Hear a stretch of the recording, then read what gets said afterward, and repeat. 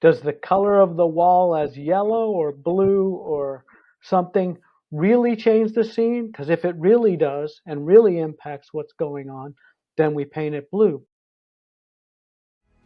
Ian, David, and Quinn started out to make a $50 million movie based on Ian's book, TJ's War.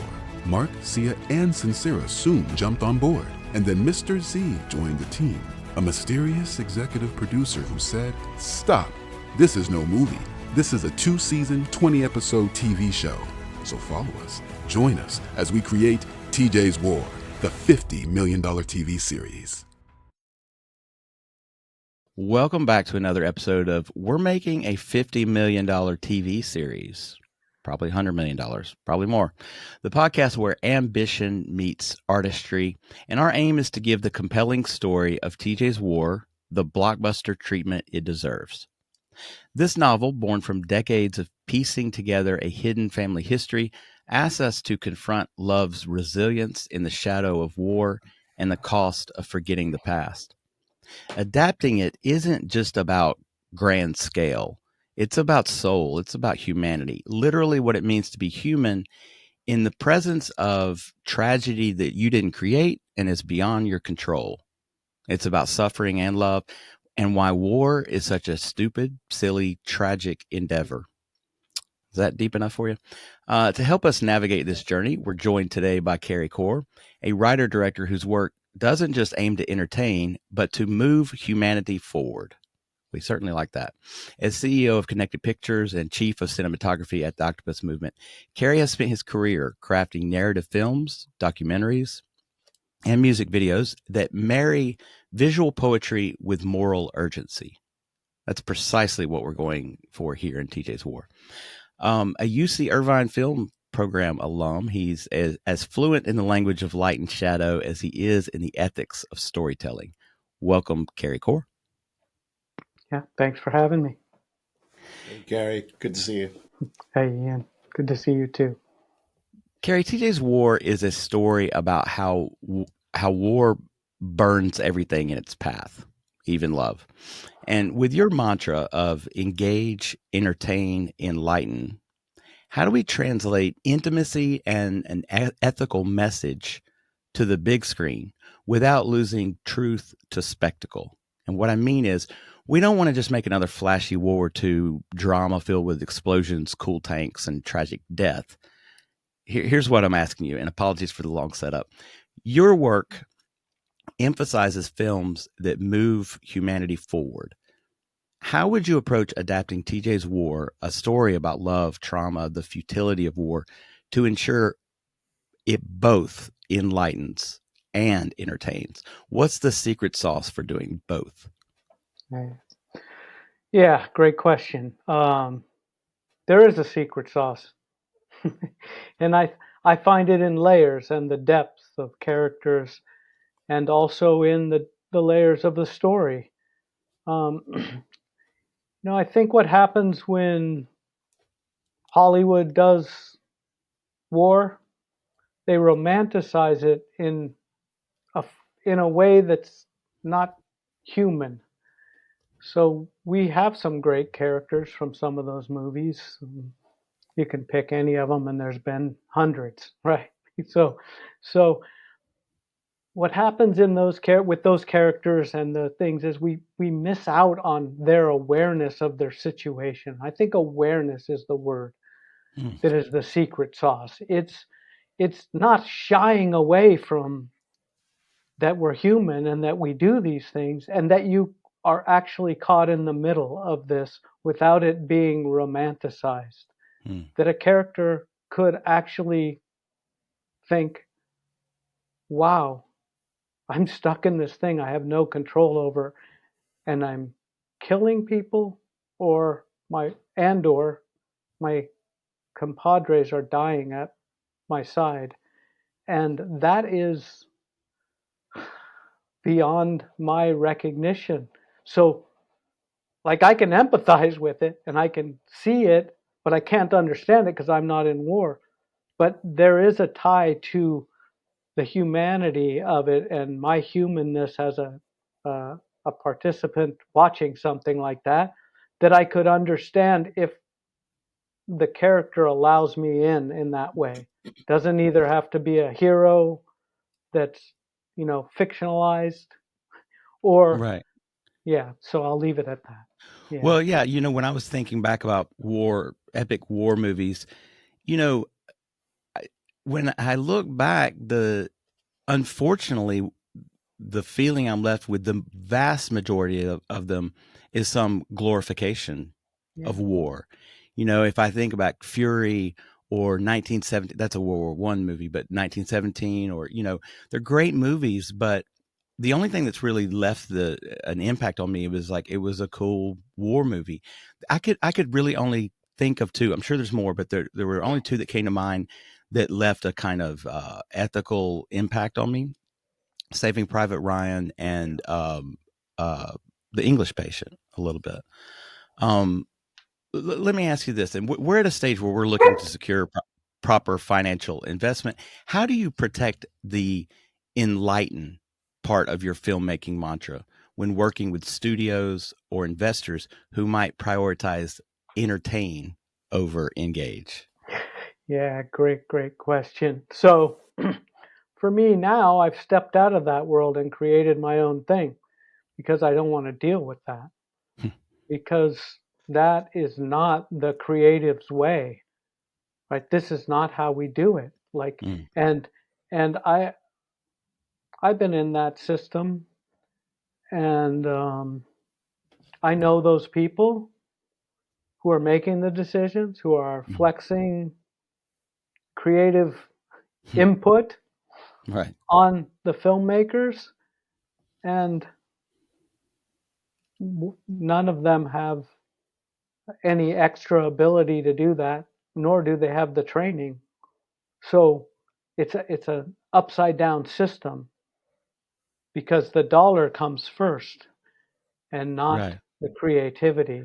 But So, yeah, well, so what's your must-have in a creative partnership? How do you balance creative control with collaborative input on large projects? okay. So I've come to a new conclusion with all of it, and it's summed up by co-creation. So there's a way to be vulnerable and yet not give your power away. There's a way to guide the vision of something without holding too tightly to specifics that might not work, or they don't fit the project you're working on. For instance, I may have in my mind some sort of location that's just out of range of budget. Doesn't matter what your budget is. You as a filmmaker, you could still have it out of your range. And I might hold on to that because for some reason I'm dead set on this shot that does this thing in the Hmm. location as if it's the whole story. Yeah. But in truth, I have a whole story to serve. So where do I find the constant compromise? Because that's what making a film is on any budget. It's a constant compromise. And then I lean into what is the pure vision of the film, and how does each piece serve that? And I also would say, if you understand what everybody does, this doesn't mean you have to do it. Everybody on the set does. If you understand that, you understand where they're coming from. That includes a producer. That includes a cinematographer. Everybody, Well, because that leads into my next question, because we're talking about creative partnerships, like people who are going to invest or finance the project. But the next question I had was more of a top down question. That is, when you're managing writers, designers, visual FX teams, etc., what's your strategy for ensuring that everyone aligns with the film's core message? okay, so yeah, and that's what I was sort of running towards when in my, and I'll say it this way: it's co-creation. It's you as the filmmaker need to be fully engaged in what your story is in both broad strokes and fine strokes. because if you can't explain that to somebody, then that's the start. Oh, so if you get beyond that, though, you're working with people who are very talented, who understand what they're doing in their job, and that's kind of what I was saying. When you know what people do, then they become partners and no longer a director or who's ever driving the vision. Well, the director drives the vision, but sometimes producers get involved. But the point is, you have to let people do stuff. They know what they're doing. Yeah. But you have to give them the tools in order to do that. Sorry. That's all right. Happens. my writing partner's There you talking go. to me. Well, Ian, let me pull you in because you've talked about that before. About look, you are open to writers or directors altering or going in a different direction than maybe the path the novel went in. And you've been open to people taking their own creative license with your work to make this film. At what point, though, would you step in and say, you're going too far with this. This is going so far beyond what I intended with TJ's. Well, where would you step in and say, no, I'm going to put my foot down on this one? No, we've talked about this a few times, haven't we? And Richard Branson said, "Why would you employ somebody who's an expert at whatever and then tell them what to do?" So, my story is in the book, and I'm happy with that. You can't touch it. But in terms of what you're going to make for a TV series or a film, I've never made a film before, so I'm not going to tell other people how to do it. I'm hoping that the story will inspire, but it's really down to the people. Going a bit further into what Carey's been saying, I'm thinking back to Apocalypse Now. I mean, Francis Ford Coppola produced Godfather 1 and 2, made a massive money, and was then given pretty much free rein to go off and produce Apocalypse Now. And because he was given free rein, the budget just went straight through the roof.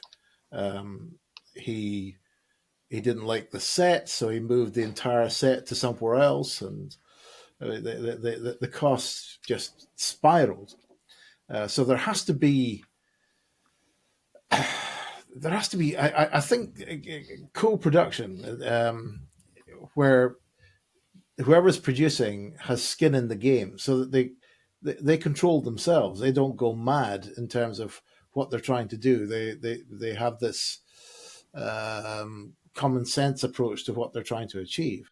I think that's got to be part of it, and I think that part of our treatment and our pitch to streamers is to have that element to what we're trying to achieve. We're trying to get something that I don't think has been put on screen before in quite this way, and it's going to cost a chunk of money, and we've got to show that in costing a chunk of money, it's going to be money well spent and not wasted. So the planning's got to be there. The right people have got to be there. Anything that's got a large cost to it can't be done by amateurs. I just have something to say in that regard as well, is that and Apocalypse Now is a good example. So there's a certain amount of being really open as a filmmaker. So in your case, you need a writer and a director to be open to these ideas. And anyone, even someone like Coppola, who had great experience to that point, still can get lost in things that don't necessarily matter, although you believe they matter. So having discernment as to what actually matters.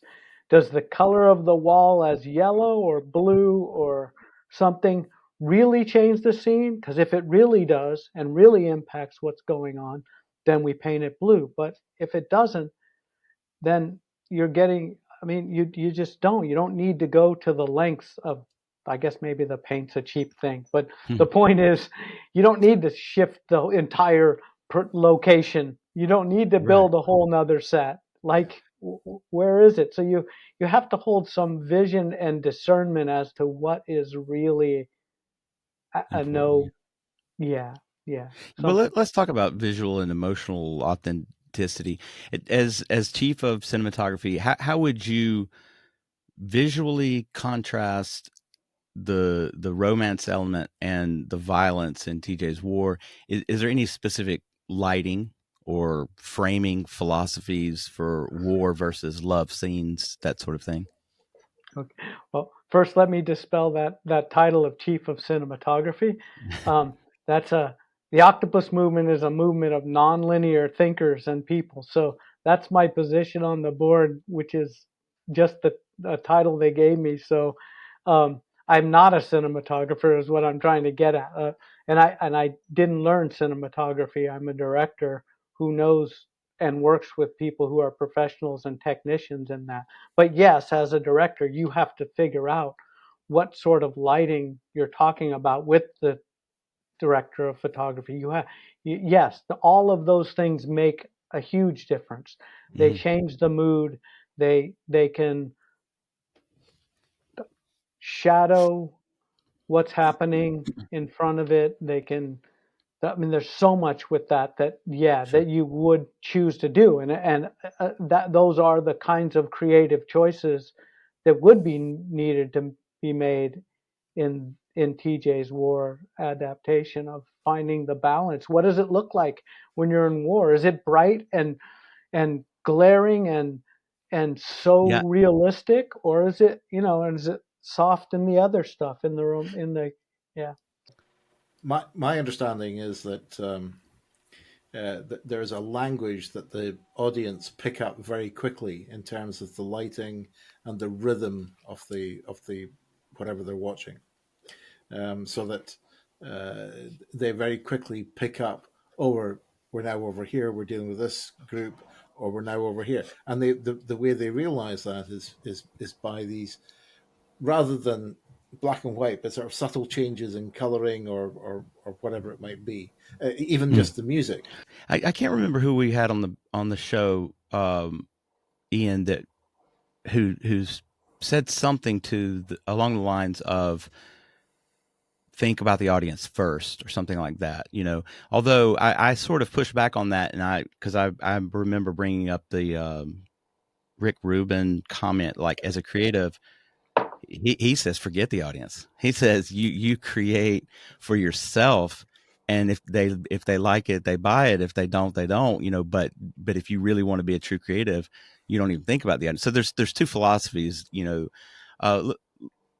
So let me ask this question to Carey. The book spans decades and continents.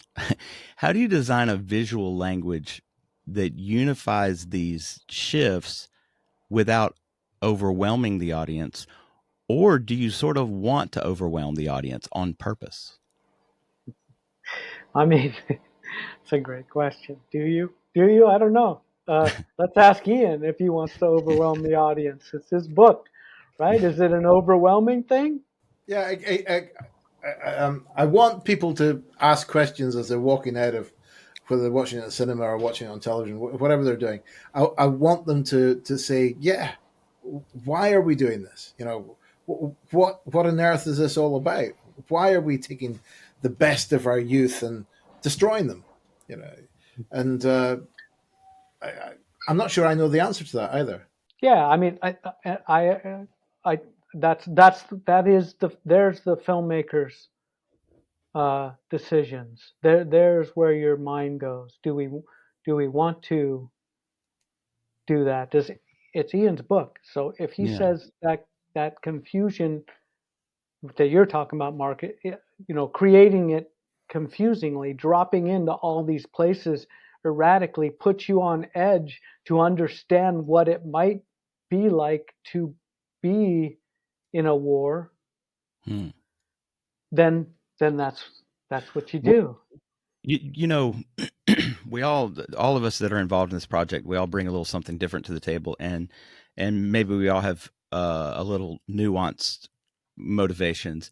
I'll tell you one of my primary motivations that I hope my aspiration for this film, this TV series, is I want the audience to be changed, not just entertained. I want them to watch it and it changes the way they see something in the world, the way they feel about something.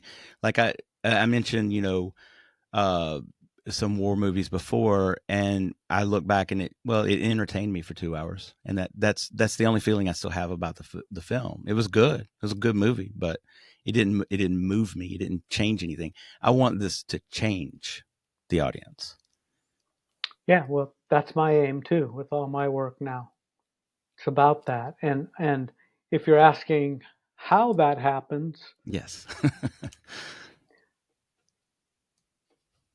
I don't necessarily have the answer, but I'll lean on one thing you brought up, Rick Rubin, and I'm a full believer in that, because Mm, we have to remember when we're creating anything that there's 8 billion people.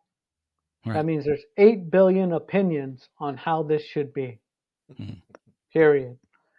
Now, do they resonate? Yeah. For me, I look at it in resonance, like how resonant to what the story is, how much resonance I can create in somebody.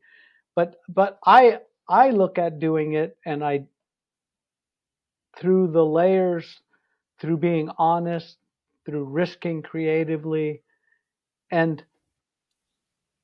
not worrying at all if that's going to happen. I just serve that this feels like someone can understand this character at a new level, which shifts their life. It mm, opens that door. For me, film, other art as well, but film primarily for me. You're in this thing that you're watching. You're in it. You're invested fully in it. And sometimes when it's good, or it doesn't even have to be good. Sometimes there's moments that just open you and hit emotions. People cry, people scream, mm, people laugh. If that's happening, there's change going on. Now, the more that can happen, and the more that you can cause that pause, I call it, this mental pause that mm. says, oh, whoa, something more about me being a human I'm just taking in because of this film. It's shifted my mind. To find out more about the book, visit tjswar.com. And to buy it, click on the Amazon link below.